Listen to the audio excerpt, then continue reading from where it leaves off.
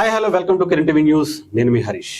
ఎక్కడ చూసినా వినూత కోట ఈ మాటే వినిపిస్తుంది. ప్రస్తుతానికి తెలుగు రాష్ట్రాల్లో సంచలనంగా మారినటువంటి ఈ ఇష్యూ చాలా రాజకీయంగా చాలా దుమారమే రేపుతుంది అనాలి. ఇది ప్రత్యర్థులకి ఒక అస్త్రంగా కూడా మారిందని అనాలి. దీని మీద మనతో మాట్లాడడానికి, విశ్లేషణ అందించడానికి జర్నలిస్ట్ కిరణ్ పోలదాస్ గారు మనతో పాటు ఉన్నారు. అన్న నమస్తే. అన్న నమస్తే. అన్న, మీరు చూశారు, ఇది ఒక అస్త్రంగా మారిపోయింది. అంటే రీసెంట్ గా జనసేన పార్టీ నుంచి ఒక్కొక్క సస్పెన్షన్స్ అనేవి బయటకు వస్తున్నాయి. ఈ టైంలో ఇలాంటి ఒక మర్డర్ కేసు, అది కూడా ఒక జనసేన పార్టీలో చాలా బలంగా పనిచేసినటువంటి వ్యక్తుల్లో ఆమె కూడా ఉన్నారు, ఆ కుటుంబం కూడా ఉంది. ముఖ్యంగా చాలా క్యూట్ గా ఉండేటువంటి ఆమె ఇలాంటి ఇంత క్రూరంగా మర్డర్ చేసిందా అనేది కూడా ఎవరికి అర్థం కావట్లేదు.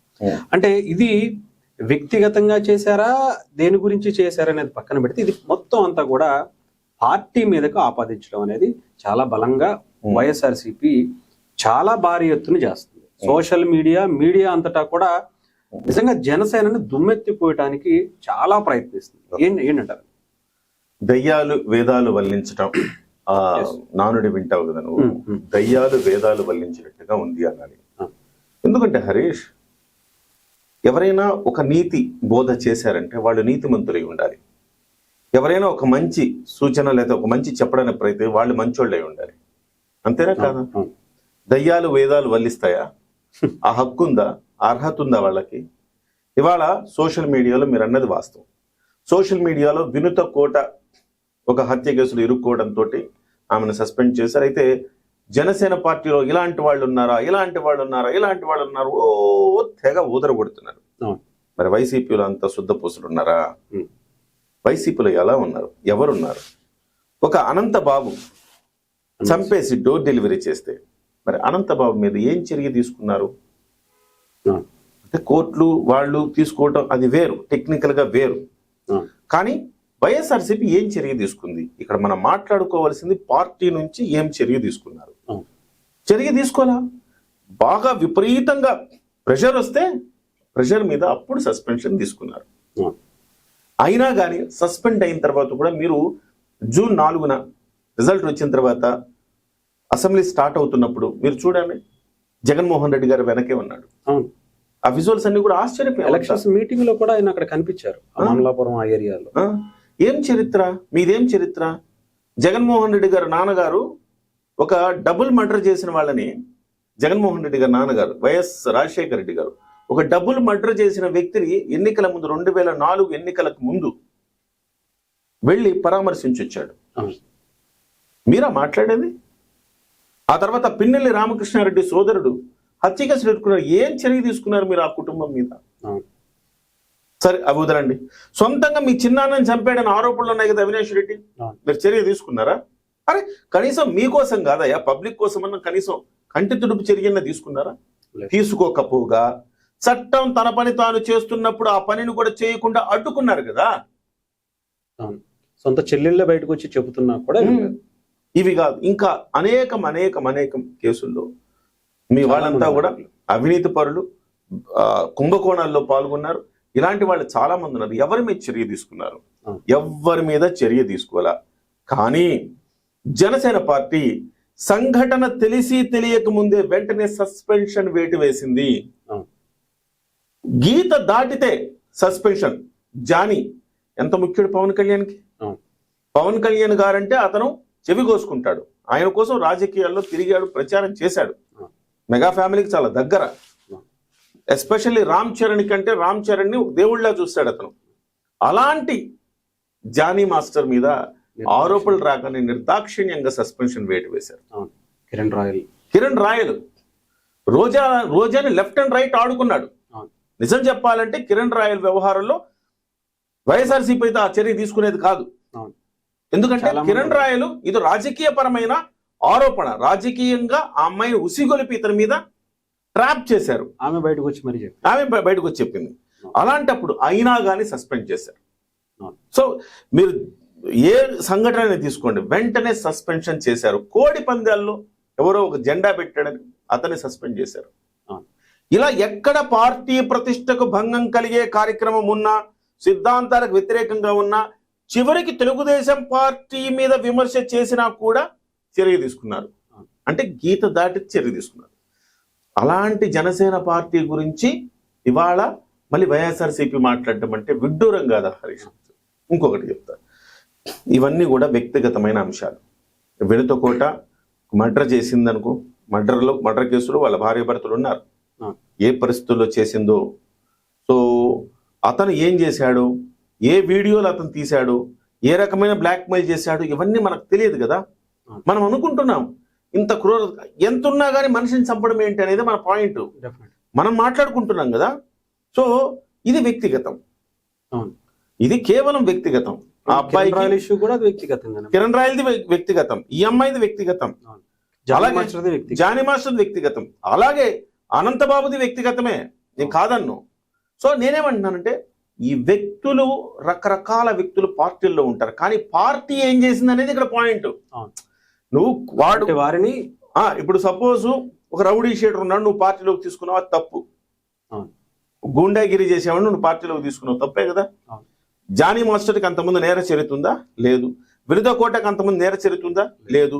కిరణ్ రాయల్కి అంతకుముందు నేర చరిత్ర ఉందా? లేదు. కానీ మీ దగ్గర ఉండే అనేక మందికి నేర చరిత్రలు ఉన్నారే, మర్డర్లు చేసిన వాళ్ళు. సాక్షాత్ జగన్మోహన్ రెడ్డి గారి మీద జగన్మోహన్ రెడ్డి గారి మీదే ఉన్నాయి. ఇంకా ఇంకేం మాట్లాడుకుంటాం? సో మాట్లాడుకోవడానికి అసలు పాయింటే లేదు. అదొక ఎలిజిబిలిటీ కింద ఫీల్ అవుతారు. అలాంటిది నేర ప్రవృత్తి కలగడమే మీ దగ్గర ఒక ఎలిజిబిలిటీ, మీరు మళ్ళీ జనసేన పార్టీ మీద మాట్లాడటమే మచ్చలు కూడా ఎతకడానికి మీకు కనపడదు జనసేన పార్టీలో. అరే వాళ్ళ కార్యకర్తలే ఫీల్ అయిపోతున్నారు, మా వాళ్ళ చిన్న తప్పులకే మీరు సస్పెండ్ చేస్తారని కార్యకర్తలు ఫీల్ అవుతుంటే కార్యకర్తలు తిట్లు కాస్తున్నాడు ఆయన. ఎందుకంటే చిన్న చిన్న వాటికి చేస్తున్నా అంటే అయినా కానీ నేను తగ్గను, నేను రూల్ అంటే రూలే, సిద్ధాంతం రూల్ అంటే రూలే అంటున్నాడు. పార్టీలో కార్యకర్తలు బాధపడ్డా కానీ తప్పదు ఇది అని చెప్పేసి చేస్తున్నాడు. అలాంటి వ్యక్తి మీద, అలాంటి పార్టీ మీద సిగ్గు శరం వదిలి మీరు ఆరోపణలు చేయడం ఏంటి? ఏమన్నా చూసేవాడికో వినేవాడికో ఆ మాత్రం తెలియదా? సో కాబట్టి హరీష్, వీళ్ళు దెయ్యాల వేదాలు వలించినట్టు వీళ్ళకి ఇది ఒకటి దొరికింది కదా సాకు, కాబట్టి ఆటోమేటిక్గా వీళ్ళు ఇలాంటి ప్రచారం చేస్తారు. సో సో రోజా లాంటి వాళ్ళు ఎంత జుగుప్సాకరంగా మాట్లాడారు అంటే మీరు మీ యొక్క క్యారెక్టర్లు చూడండి. జనసేన పార్టీ నాయకుల్ని రాయండి ఒకవైపు, అలాగే వైఎస్ఆర్సీపీ నాయకుల్ని రాయండి ఒకవైపు, నేర చరిత్ర అంతా పక్కన పెట్టండి. అది నేర చరిత్రకు సంబంధించి చాలా మంది ఉన్నారు, అది పెడితే ఇంకా మీరు అసలు బరిలో కూడా ఉన్నారు. కానీ వాళ్ళ క్యారెక్టర్లు, సంజయ్ సుకన్యలు అరగంట గంట ఏమన్నా ఉంటుందా? వాళ్ళ క్యారెక్టర్లు పెట్టండి, వాళ్ళ మాటలు పెట్టండి. హుందాతనం ఉన్న పార్టీ ఏది, దుర్మార్గపు బూత్ పార్టీ ఏదని తెలిసిపోతా మాత్రం. కాబట్టి ఇవన్నీ కూడా మనం ఎంత తక్కువ మాట్లాడుకుంటే అంత మంచిది వైఎస్ఆర్సీపీ గురించి. సో వైఎస్ఆర్సీపీకి ఎటువంటి అర్హత లేదు. వైఎస్ఆర్సీపీ నిజం చెప్పాలంటే ఈ సమాజంలో అసలు ఈ సంఘంలో ఉండకూడని పార్టీ ఏదైనా ఉందంటే వైఎస్ఆర్సీపీ. నేరస్తులకి అండగా ఇది ఒక పార్టీ, నేరస్తులకు అడ్డా. అరే బూతులు తిడితే నువ్వు పదవులు ఇస్తుంటివి, రప్ప నరకమంటుంటివి నువ్వు. ఒక నాయకుడు చాలా క్లియర్ గా చెప్పాడు. ఇప్పుడేమో పేరు నాని అంటున్నాడు, రప్ప నరకడం రప్ప అంటారు, అవన్నీ చీకట్లో చేయాల్సినవా? మళ్ళీ బయట మాట్లాడతారు మీరు. కనీసం లేపేయాలని, కన్ను కొడితే లేపేయాలంటారు. మేము ఆ క్యారెక్టర్ మాది అని చెప్పేసి చెప్పుకున్నాడు ఆయన. సో ఇట్లాంటి సమాజంలో ఈ సంఘంలో ఉండకూడని పార్టీ వైఎస్ఆర్సీపీ, బహిష్కరించాల్సిన పార్టీ వైఎస్ఆర్సీపీ, బహిష్కరించాల్సిన నాయకులు వైఎస్ఆర్సీపీ నాయకులు. అలాంటి వాళ్ళు కూడా మళ్ళీ జనసేన పార్టీ అంటే హరే పవన్ కళ్యాణ్ అంటాడు, హరే చివరికి నువ్వు కూడా అంటే చివరికి నువ్వు కూడా మాట్లాడే అన్నట్టు వైఎస్ఆర్సీపీ కూడా మాట్లాడుతుందా ఇలాంటి వాటి గురించి? అయితే ఇక్కడ జనసేన పార్టీకి సంబంధించి ఏదైతే సస్పెన్స్ అనుకున్నామో ఇది ఇప్పుడు ఇంత ఫాస్ట్ గా తీసుకోవటం మంచిదేనేమో అనిపించింది. డెఫినెట్ గా మంచిది. టీవీ రామారావు విషయంలో కొంత ఇబ్బంది వచ్చింది, కానీ ఏ కార్యకర్త ఇలాంటి వాళ్ళని, ఇలాంటి పనులు చేసిన వాళ్ళని ఉంచమంటాడు హరీష్? చెప్పు. వాళ్ళ బాధ నిన్నంతా కూడా టీవీ రామారావు దాని మీద, టీవీ రామారావు కోసం కాదు వాళ్ళ పోరాటం ఎవరైనా కానీ. అరే తెలుగుదేశం పార్టీలో వాళ్ళు ఇన్ని తప్పులు చేస్తుంటే వాళ్ళని ఎవరు ఏమనరు, జనసేన పార్టీలో కార్యకర్తల కోసం, హక్కుల కోసం మాట్లాడిన ఒక వ్యక్తిని వెంటనే సస్పెండ్ చేస్తారా? ఇది ప్రతి నియోజకవర్గంలో ఇలాంటి పరిస్థితి ఉంది కదా. వీటిని అడ్రస్ చేయకుండా మీరు సస్పెన్షన్లు చేసుకుంటా పోతే పార్టీ ఎక్కడ దాకా వెళ్తుంది? ఈ ఆవేదన ప్రేమతో కూడిన ఆవేదన, పార్టీ బాధ్యతతో కూడిన ఆవేదన, అంతే తప్ప ఇది అధినేత మీద తిరుగుబాటు లేకపోతే నిరసన కాదు. ఇది ఆవేదన. అరే ఏమైపోద్ది మన పార్టీ అని ఒక బాధ, అంతే తప్ప దానికి దీనికి చాలా వ్యత్యాసం ఉంది. అసలు అవి సస్పెన్షన్లు కూడా కాదు, ఆ మాటకు వస్తే అవి రేపు మాపు మళ్ళీ రివోక్ చేసేస్తారు. కానీ ఇది బహిష్కరణ, పార్టీ నుంచి ఎక్స్పెల్ చేశారు.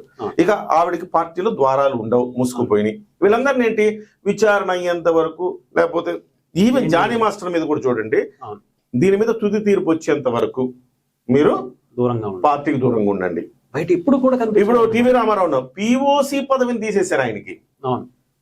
ఇది విచారణ జరుగుతుందని చెప్పారు అంతే.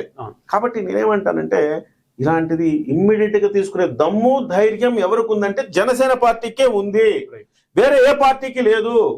ఈవెన్ కూటమి పార్టీలకు కూడా లేదు, తెలుగుదేశానికి లేదు, బీజేపీకి లేదు, వైఎస్ఆర్సీపీకి అయితే అదొక క్వాలిఫికేషన్. కాబట్టి వాళ్ళు ఎట్లాగూ భుజం మీద ఎక్కించుకుంటారు, అది వేరే విషయం. రైట్, ఓకేనా, థ్యాంక్ యూ అన్న, thank you so much. So ఇదండి ఈ రోజు జరిగేటువంటి అంటే వైఎస్ఆర్సీపీ చేస్తున్నటువంటి ఆర్గ్యుమెంట్స్ కి చాలా పూర్తి స్థాయిలో ఆయన సమాధానం ఇచ్చినట్టుగా అయితే నాకు అనిపించింది. Thank you.